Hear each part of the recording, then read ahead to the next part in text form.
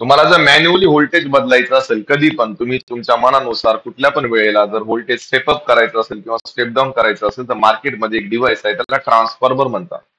पण त्याच्यात पण ट्रान्सफॉर्मरचे दोन टाईप पडतात. एक आहे वन वाइंडिंग ट्रान्सफॉर्मर, एक आहे two winding. Two winding transformer मध्ये व्होल्टेज मनाने बदलता येत नाही.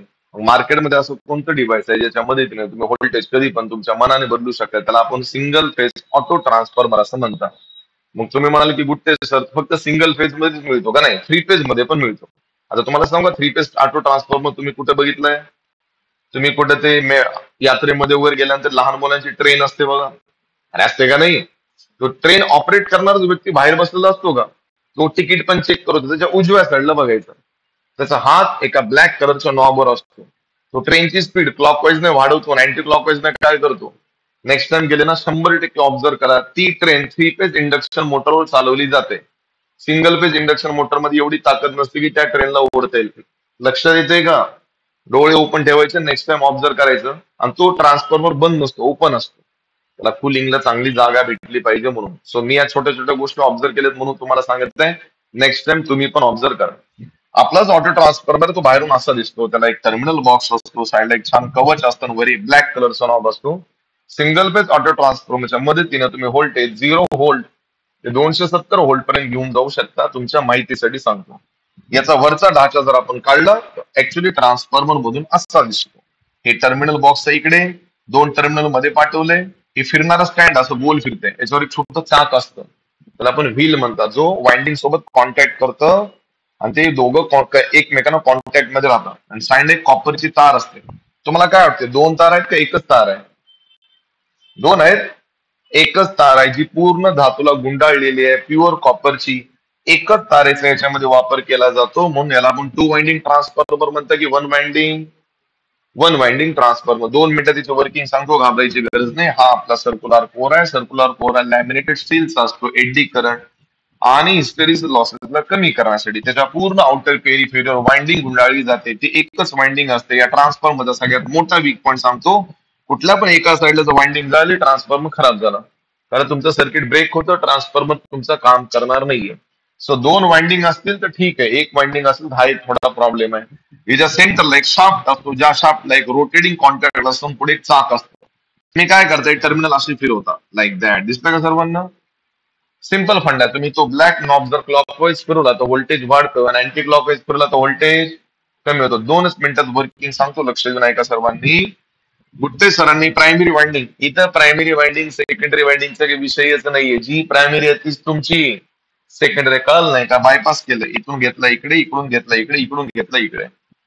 तर खालचा टर्मिनल बायपास केला, वरचा टर्मिनल सरांनी कॉइलला पाठवलं, पूर्ण कॉइल मधून करंट पास केला, वापस आणला, सर्किट कंप्लीट झालं. या टर्मिनलच्या मध्ये कॉन्टॅक्ट पाठवला, त्या कॉन्टॅक्ट थ्रू तुम्ही सेकंडरी घेतला. करंट कसा पास होतो, ईएमएफ कसा चेंज होतो, 2 मिनिटात सांगतो. गुट्टे सरने करंट पाठवलं याच्यामध्ये. एक 2 मिनिटासाठी ऍझ्युम डायग्राम ड्रॉ केले ना, 2 मिनिटासाठी ऍझ्युम करून चला बाळांनो की तुमचा मुव्हिंग कॉन्टॅक्ट तुम्ही 0वर ठेवलेला आहे.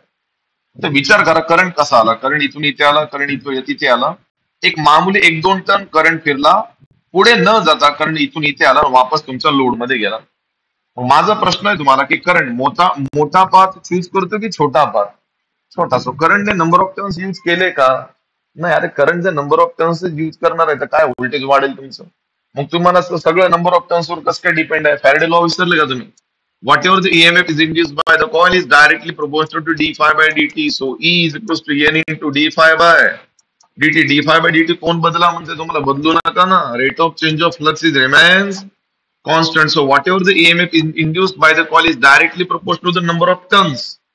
शिकायला काय भेटलं बाळांनो? नंबर ऑफ टर्न्स वाढले तरच ईएमएफ वाढेल. नंबर ऑफ टर्न्स कमी केलं तर ईएमएफ काय होईल? कमी होतो. सांगण्याचं तात्पर्य काय? सगळा खेळ ऐका बरं, सगळा खेळ इथं म्युच्युअल इंडक्शनचा नाहीये, डीफाय बाय डीटीचा नाही. डीफाय बाय डीटीचा खेळ तिकडे तिकडे म्हणजे कुठे? टू वाइंडिंग ट्रान्सफॉर्मर मध्ये. इथे सगळा खेळ डीफाय बाय डीटीचा आहे का नंबर ऑफ टर्न्सचा आहे? Number of turns. समजा गुट्टेसाने काय केलं, टर्मिनल फिरवलं आणि इथपर्यंत आणलं. करंट इथून इथे आला, करंट इथून मध्ये गेला, करंट एवढे टर्न्स फिरला फिरला फिरला फिरला, इथून सरळ खाली आला. कुठून खाली आला मला त्याच्यात घेणं देणं नाही, पण त्याने एवढे टर्न्स वापरले ना. तात्पर्य टर्न्स कमी झाले का वाढले? बोला लवकर. नंबर ऑफ टर्न्स वाढले तर ईएमएफ पण वाढेल. म्हणजे सिंपल लॉजिक आहे ना यार. जर तुम्ही याला क्लॉकवाईज फिरवत चालताय तर नंबर ऑफ टर्न्स जास्त यूज होत आहे. अँटी क्लॉकवाईज फिरवत चालताय तर नंबर ऑफ टर्न्स कमी यूज होत आहे. शिकायला काय भेटलं? टर्न्स वाढवले तर स्टेप अप म्हणून काम करतोय आणि टर्न्स कमी केलं तर स्टेप डाऊन. राहिली गोष्ट सिम्बॉलची, सिम्बॉल बोर्डवरच आहे. याच्यामध्ये एकच वाइंडिंगचा यूज केला जातो. सो एक वाइंडिंग दाखवायची आणि त्याच्यामधून एक टर्मिनल बाहेर काढायचं. अंडरस्टँड? हा, फक्त तुम्हाला दाखवायचं म्हणून दाखवायचं असेल तर तुम्ही इकडच्या साईडला E1 असं नाव देऊ शकता, इकडच्या साईडला E2. पण इथे E1 E2 चा काही विषय नाही. दोन्ही साईडला जो ईएमएफ तयार होतो तो लोडचाच ईएमएफ म्हणून रिप्रेझेंट केला जातो. समजलं? सांगा याच्या वर्किंग मध्ये कोणाला म्युच्युअल इंडक्शन दिसलं का? जो टू वाइंडिंग ट्रान्सफॉर्मर असतो तो म्युच्युअल इंडक्शनवर काम करतो. वन वाइंडिंग ट्रान्सफॉर्मर हा सेल्फ इंडक्शनवर काम करतो. टू वाइंडिंग ट्रान्सफॉर्मर मध्ये व्होल्टेज बदलण्याचे दोन ऑप्शन आहेत. नंबर ऑफ टर्न्स पण बदला आणि d∅dt वर बदला. पण इथे d∅dt बदलल्याने एवढा खास फरक पडत नाही. पण काय बदलल्याने फरक पडतो? Number of turns. शिकायला काय भेटलं? जेवढा जास्त करंट, जेवढे जास्त नंबर ऑफ टर्न्स तुम्ही युज कराल तेवढं व्होल्टेज वाढेल. जेवढे कमी नंबर ऑफ टर्न्स तुम्ही युज कराल तेवढं व्होल्टेज काय होईल तुमचं? वाढेल की कमी होईल? कमी होईल. एक 2 मिनिट थांबून घ्या. कुठे गेलाय ऑप्शन?